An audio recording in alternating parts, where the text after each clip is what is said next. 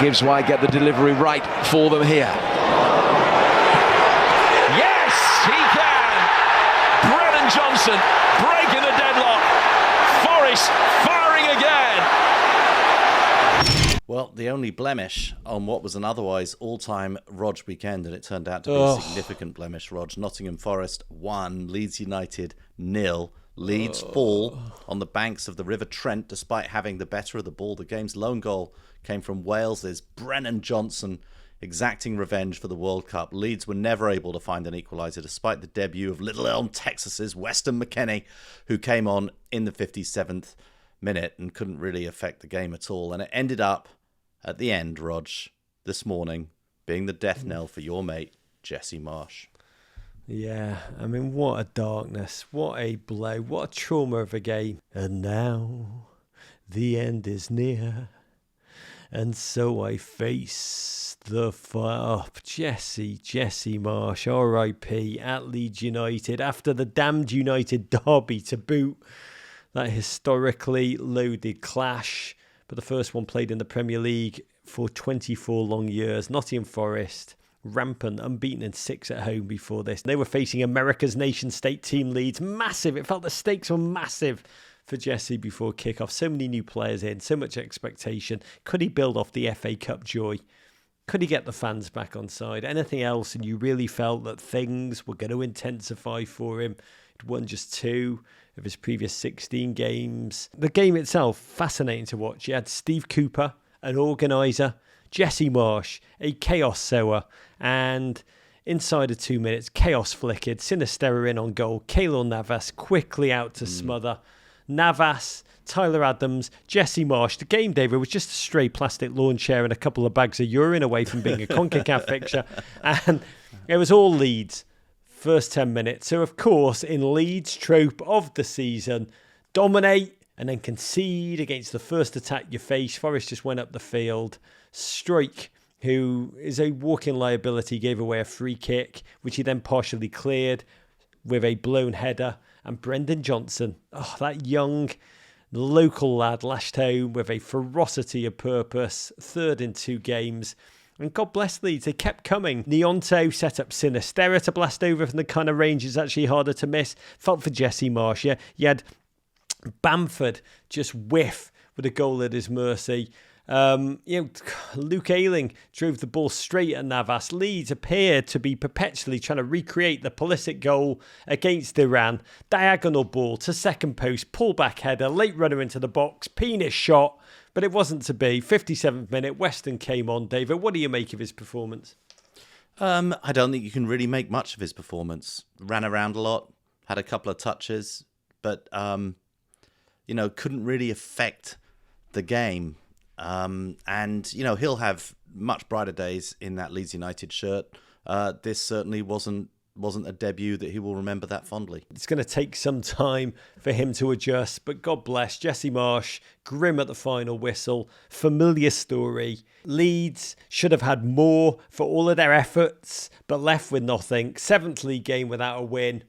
It was really an agony. In this one, Leeds had all the possession, which is not how they like it. They're not designed to break down teams.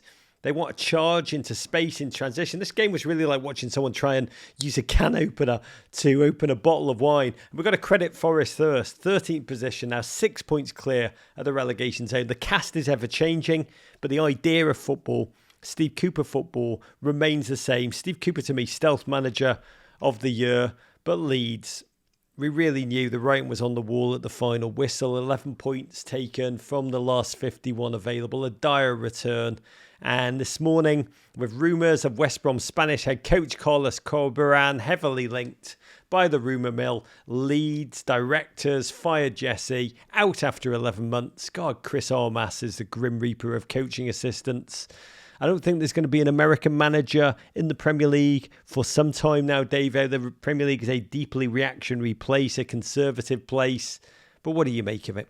Yeah, I mean, you look at the situation in the table and you look at how pretty much every team, other than West Ham, all the teams around Leeds have switched their manager. And you look at the momentum that suddenly West Ham and Wolves got some momentum, Leicester have got some momentum. And Leeds, Everton have some momentum, Rog. I mean, the Leeds board have got to be sort of terrified. I'm not surprised it happened. I feel bad for Jesse. I thought he, did a pretty phenomenal job with that team and didn't quite get the results that maybe the performances deserved. But I can't blame the Leeds board of directors for making that decision. They probably want a little bit of a new manager bounce. If they can't get a manager in hospital getting some gallbladder surgery bounce, they're going to go for some new manager bounce. And so it ends. This is not the end of Jesse Marsch's coaching career, though. Many US fans will want him to be the next US manager, but I imagine he may stay in Europe because I still think he's going to be in somewhat demand. Yeah, the Jesse Marsch to US men's national team conversation is going to be heated and fascinating. I think let's let the smoke clear in that regard. 11 months at Leeds, just over a record for American coaches in our nation's history. And I like Jesse a lot as a human being. I think he's an incredibly honest man, a gent that tries, lives really to communicate. And watching him, he was never really a culture fit for Yorkshire. Leeds, the county of Yorkshire which surrounds it, it's its own world, and it is a stoic place. It's a no-nonsense place. And the fan base, and Jesse and I, the first time he came on the show, a couple of weeks after he took the job, we talked about this back then, how hard it is to be the man who replaces the man. And Leeds, the die-hard fan base, never truly forgave him for not being Marcelo Bielsa, whom they still see as a god, whom many would still welcome back with open arms, despite the darkness of the descent, which I think you repress once you lose a manager that you truly love. And Jesse could never really overcome the shadow of Marcelo Bielsa. He leaves having staved off relegation. That was an incredible achievement last season. Since then, he lost his best striker. He lost the heart of his midfield immediately. And he never really worked out how to shore up that feeble backline as a result. It kept repeating itself, the same mistake. And to some degree, it's an agony that he finally has the players in Verba and Rutter and Weston McKinney that he wanted. Those are his kind of players to play his kind of football, and he'll never get to use them. For Leeds, there's a truly talented young squad there. Too many games they left with 0 points and just a moral victory after being caught in transition. The fans will not be able to call the next manager Yank Lampard. There is going to be an interesting gut check for US soccer. All I can say is I've loved watching Jesse in the Premier League. As an American, it's been thrilling to watch. And for now, to better days ahead for all. At Tarek Squalaska tweeted us, petition to rename 6th of February the Ides of Marsch. Going to be fascinating to watch. You're absolutely right, Rog. I just wonder if he's ready for international football. He still likes the cut and thrust of club football on a weekly basis. I agree with that. And there's no international job that can replicate that. But to be the face of the US men's national team when the World Cup is in this nation just turns the temptation of that job, I would say, almost up to 11. Breaking news upon breaking news as we set out to pod. Manchester City, this is staggering, honestly staggering, have been charged this morning with breaking the Premier League's financial rules over 100 times between September 2009 to the end of the 2018 season, and will now be referred to an independent commission, a commission who have the power to order a number of punishments ranging from a points deduction, even expulsion, possibly the ducking stool. I'm not sure if they still use you go and stand in the corner with an FFP like dunce hat on your head. Honestly, I don't know. By the way, I want to be clear, straight up, I find expulsion almost impossible to believe, but the fact it's a possibility shows how just insanely unprecedented this news is. That the Premier League is coming out against its most successful team, the team who've won 4 of the last 5 Premier League titles. First of all, Davo, Manchester City fabricating their finances, Davo. Count me amongst those most shocked. Who would have thought, right? Yeah, I mean, let's also say before, Man City fans feel too aggrieved, I'm sure that whatever has happened at Man City has happened at several other clubs, and not just Chelsea Football Club. I think that the the books and then the real books has become something that people talk about football all the time, that there are the books and then there are the real books. And the books are, on the whole, have been a work of fiction across multiple Premier League clubs to justify their spending. As I said to you before the podcast, Todd Burley is like reading about the overinflation of revenues, and he's like, "What a fantastic idea! That's how we can double them. I could just make up numbers. This is superb." But obviously, Man City have been doing it. Whatever it is that's wrong, they've been doing it more and for longer. Allegedly. So allegedly. So they're the people who are going to be in the dock first. Yeah, well, Manchester City did put out a statement in which they denied the allegations and, quote, look forward to this matter being put to rest once and for all. And this is complicated. Let's be candid. I am not H&R Block, but financial fair play rules, essentially, they boil down to you can spend what you earn. That's kind of it in the most simplistic way. And the evidence is said to revolve around Manchester City inflating revenue, essentially saying they got more from their sponsors. Sponsors like Etihad, Abu Dhabi's national airlines, coincidentally Manchester City's main sponsor, than they actually do.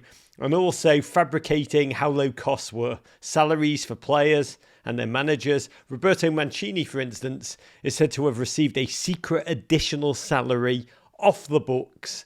And City are also accused of failing to cooperate with Premier League investigators. All of this is completely and utterly unprecedented. And yes, Manchester City are briefing journalists that the Premier League investigation is essentially biased. But it seems that Manchester City's success may shock horror. Who knew had been propelled by creative accounting. Sounds, Davo, that they are essentially part Sam Bankman-Fried, part Herbalife.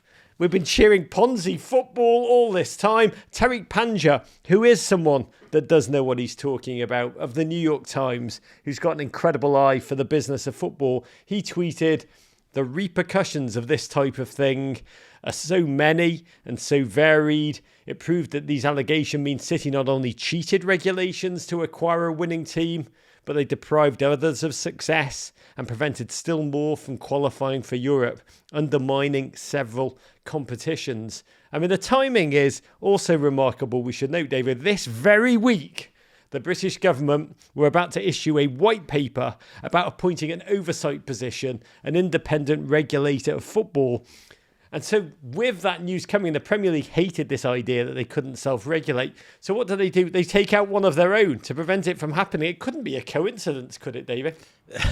No, not at all. Although it's laughable. The idea that this government is going to investigate financial misdeeds and misdeeds by any organisation is just ridiculous. So I don't know which is the worst. Obviously, yes, anything from the government, from the people who brought you Brexit comes saving football. Yeah. So, but anything to happen at the Premier League, they need 15 members to approve it. So this is 15 clubs. I think we can probably guess who they are, and I think we can probably guess who the 5 clubs are who are, somewhat scared. Although this doesn't only hit the top of the table, Rog. I mean, you yourself have discussed, Everton have spent money that they haven't had and spent it also very, very unwisely. This idea of overspending what you can actually make it's become endemic, but to some extent it is caused by teams like Man City, and hands up, it's probably caused the Abramovich era, changed everything at Chelsea when he started investing huge amounts of his personal fortune into running that club at an enormous deficit. And it created this overinflated player market, this overinflated, business, air quotes, that is so unlike every other league across Europe and across the world at this point. Yeah, when you talk about Everton, we essentially can show as evidence a garbage can full of burning money. Which is completely legal. Nothing to see here. Did you burn the evidence? No, we didn't burn the evidence. We burned the cash. But we'll talk about Chelsea in 1 second. We should say, in terms of the government report, it was meant to come out this Wednesday. Suddenly, It's said to be delayed for, quote, a few weeks. I wonder what's happening behind the scenes. And it is going to be fascinating. We should note what Pep Guardiola does in this moment, because he said in the past that he's prepared to walk if Manchester City's owners have been lying to him. He's already operating under what seems like which of his silly walks will he do when he does that walk? When he walks off, he'll do one of his silly walks. Maybe he'll break into a whole, medley of them. Would be amazing. Oh, it'd be amazing if he just threw water bottle down, rubbed his head incredibly fast, and then just moonwalked backwards out of Manchester City. I mean, he is already borderline acting. Oof. I mean, let's just say he's already. It's a chaotic time in Pep's life. But in the past, he has danced on attackers' graves when they are defanged. He called for Manchester City to receive apologies from their accusers after their Champions League ban was overturned when UEFA had accused him of financial cheating. How could you accuse us, UEFA, of financial cheating? Does he stay? Does he walk? To me, to be candid, Pep Guardiola is all in on this entire project to the very end. Listen to the full version of this podcast and all our podcasts wherever you get your pods. But first, subscribe here for more Men in Blazers videos and courage.